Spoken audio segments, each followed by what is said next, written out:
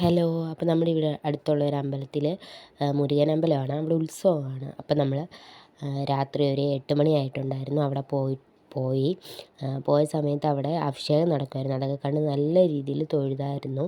നല്ലൊരു മനസ്സിന് നല്ലൊരു സന്തോഷമായി. പിന്നീട് കൈകൊട്ടിക്കളിയും അതുപോലെ തന്നെ ഗാനമേളയൊക്കെ